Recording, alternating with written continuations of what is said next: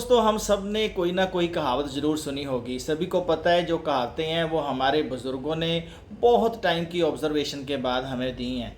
वो कहावतें हमें जीने का तरीका भी सिखाती हैं, कुछ काम करने के लिए, अच्छा काम करने के लिए प्रेरित भी करती हैं, कुछ कामों से हमें रोकती भी हैं। तो आज की वीडियो भी मैं एक कहावत के ऊपर बना रहा हूँ, जिसको कहते जो कहावत है कि चट मंगनी और पट ब्याह।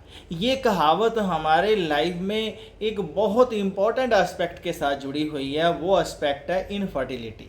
इनफर्टिलिटी का मतलब आप सभी को पता है कि आज के टाइम में प्रेगनेंसी का होना कई कपल्स के लिए एक बहुत बड़ी प्रॉब्लम होती जा रही है।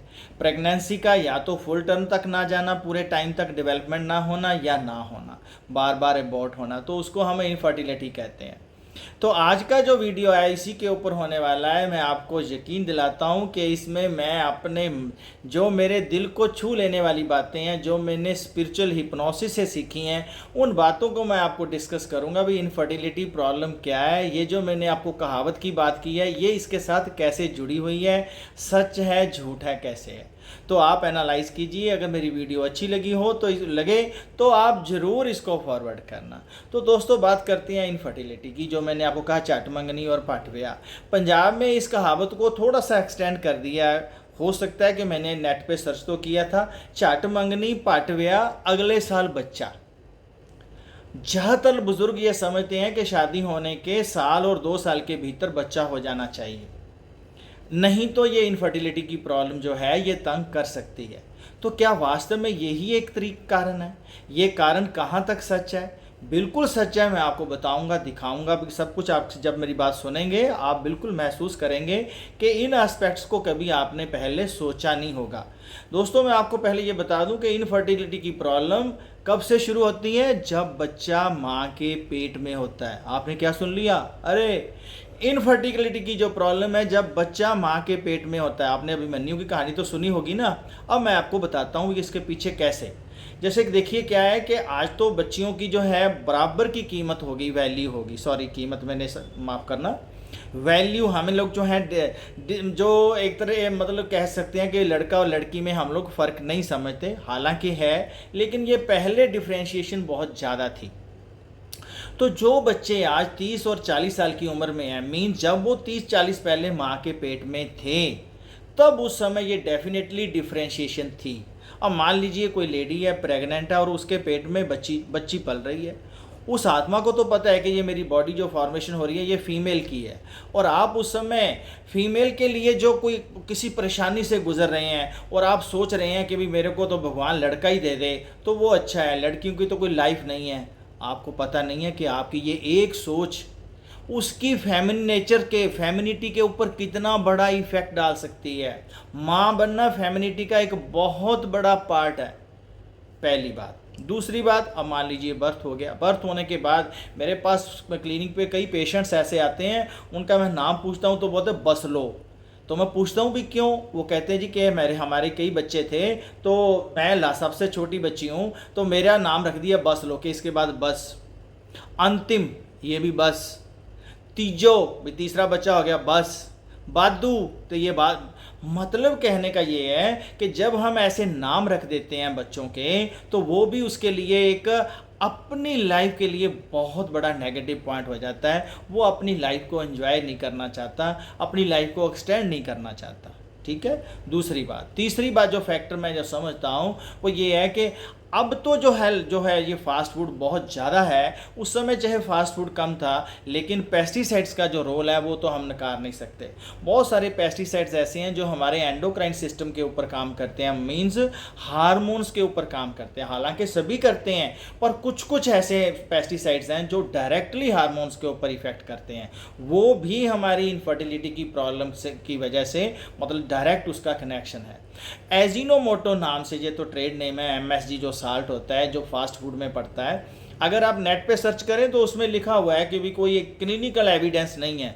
अगर आप इसके स्कॉलर्स जो आर्टिकल्स अगर उसमें जाएं तो उसमें बताया हुआ है कि ये डेफिनेट कनेक्शन है कि जो फास्ट फूड में अजीनोमोटो पड़ता है, ये अजीनोमोटो हमारी फर्टिलिटी के ऊपर इफेक्ट डालता है। इसके बिना क्या है कि जब फास्ट फूड खाते हैं उससे क्या है कि हमें बार बार खाने की इच्छा होती है, हमारे में क्या जो भी ये खाता है तो उसको ओबेसिटी की प्रॉब्लम होती है, उसको हार्मोन्स की प्रॉब्लम ओबेसिटी से भी हो सकती है, जो शुगर की लेवल है एकदम बहुत ज़्यादा बढ़ जाते हैं, इंसुलिन रेजिस्टेंस हो सकती है, आने वाले टाइम में उसको शुगर हो सकती है, या प्री डायबिटिक स्टेज हो सकती है, जो फिर अपने को यह कि इनफर्टिलिटी के लिए प्रॉब्लम क्रिएट करते हैं। तो ये तो बात होगी। अब मान लीजिए शादी हो गई, सारा काम निकल गया, अब शादी होगी, जो हमारी कहावत की बात थी अब यहाँ पे आ जाती है कि शादी होगी, और शादी होने के बाद जो कहावत है चाट मंगनी पाटव्या और अगले साल बच्चा, ये कहाँ तक वाजिब है। शादी होने के बाद मैं आपको एग्जांपल देता हूँ इसके लिए, कैसे। सपोज करो 1 महीने या उसी टाइम के दौरान 2 कपल्स की शादी हुई और एक ही परिवार के जो मतलब नॉन थे वहाँ पर शादी होगी, एक परिवार में बच्चा हो गया, और लेकिन दूसरा जो कपल है अभी उसने बच्चा नहीं किया, तो सब लोगों का क्या कहना होता है, पूछना होता है हमेशा यही कि भी हाँ भाई आपकी शादी जब हुई थी, आपसे तो 2 महीने बाद शादी हुई थी और उसके बच्चा हो गया, और आप बच्चा कब प्लान कर रहे हो। मे बी के आजकल के जो बच्चे हैं वो अपने करियर को लेके, एज को लेके, सैलरी को लेके बहुत कॉशियस हैं, इसीलिए वो बच्चे को सोचते हैं, फैमिली को, कि हम लोग इसकी प्लानिंग अभी थोड़ी रुक के करेंगे। लेकिन इसका फ़ायदा तो है, लेकिन एक बहुत बड़ा नुकसान भी है, वो मैं अभी बताने जा रहा हूँ, ताकि आपको इस कहावत का जो है वो पता चल जाए कि ये कहावत क्यों बनी। अब जब उसको बार बार सुनाएंगे, जब वो बाद में बच्चा प्लान करेंगे, अगर मान लो उसकी प्लानिंग करने के बाद भी उनके वो 4-6 महीने निकल जाते हैं, तो जितनी बार वो सुनेंगे उनके मन में क्या जा रहा है कि आपके बच्चा नहीं हुआ, बच्चा नहीं हुआ।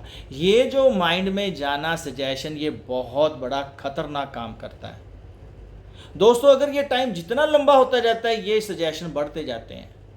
जब भी बच्चे आपस में फैमिली के लिए प्लान करने के लिए मिलते हैं, तब उनके सबसे पहले मन में यही विचार आता है कि हमारे बच्चा नहीं है। तो जब ऐसे विचार हो जाएंगे तो कैसे इनफर्टिलिटी की प्रॉब्लम को ठीक किया जा सकता है। इसीलिए सियानों ने कहा कि चाट मंगनी पाटव्या और अगले साल बच्चा। पता उसका कारण क्या है। स्टार्टिंग में जब भी हम किसी से रिलेशन मेंटेन करते हैं, शुरुआत होती है, तो हम एक दूसरे के लिए एक्सपेक्टेंसी जो हम किसी से करते हैं कि कभी मेरे से इच्छा है कोई, तो वो हमारी सबसे कम होती है। हम एक्सपेक्टेंसी मैंने वर्ड गलत इस्तेमाल कर दिया। एक्सपेक्टेशन, जो एक्सपेक्टेशन है वो हमारी मिनिमम या ना के बराबर होती है। तभी हम कहते हैं ना, जब शादी हुई थी तब तो आप मेरी इस बात को भी कभी गुस्सा नहीं मानते थे, अब छोटी छोटी बात को भी गुस्सा मानने लग गए। क्यों? उस समय एक्सपेक्टेशन का पार्ट था नहीं, बहुत कम था, ओवरलुक कर देते थे। लेकिन आज हमें एक दूसरे से एक्सपेक्टेशन है।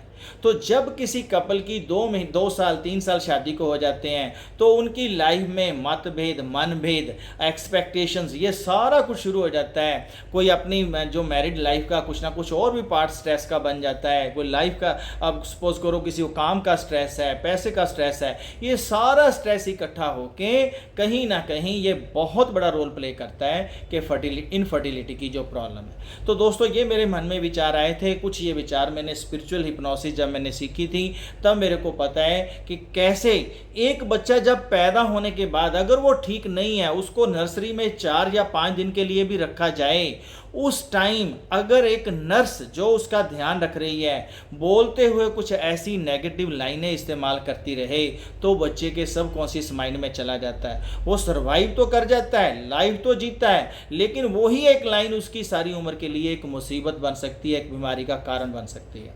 तो हमें अपनी एज ए पेरेंट्स, या कोई भी सुन रहा है, किसी भी स्टेज में हैं आप लोग, हमारी ये ड्यूटी बनती है कि जब भी हम बच्चों को पालना करते हैं, तो बेटियों को, बेटों को, तो हमें बोलने से पहले बिल्कुल सोचना चाहिए, ताकि वो अपनी फेमिनिटी से जो है वो पूरी तरह से प्यार करें, फेमिनिन नेचर को अच्छा समझें, माँ बनना अच्छा समझें। बहुत सारी बच्चियां जो हैं आज के टाइम में माँ नहीं बनना चाहती। उनको ये लगता है कि मेरी फिगर ख़राब हो जाएगी, मेरी जॉब ख़राब हो जाएगी, मेरा जो कंपटीशन है वो रह जाएगा। ये जो फीलिंग है ये ख़राब करती है। अगर ये फीलिंग है, इस फीलिंग को रख के कि मेरे को माँ बनना अच्छा लगता है, फिर हम लाइफ में कुछ भी करें। बहुत सारे जो हैं हमें उदाहरण मिलते हैं कि माँ बनने के बाद भी जो आजकल लेडीज़ हैं वो जेंट्स से कहीं कितना ज़्यादा बड़ा काम कर रही हैं। तो कहने का मतलब आप मेरा समझ गए होंगे। तो आशा करता हूँ ये पॉइंट्स आपको बिल्कुल अच्छे लगे होंगे, डेफिनेटली अच्छे लगे होंगे, और ये पॉइंट्स पहले कभी आपने सुने भी नहीं होंगे, कुछ ना कुछ इसमें से। अगर आपको ये मेरा प्रयास अच्छा लग रहा है, वीडियो अच्छी लग रही है, लाइक करें या ना करें, पर फॉरवर्ड ज़रूर करें। तो मैं आप सब के उच्च स्वास्थ्य के लिए शुभकामना करता हूँ। Thank you.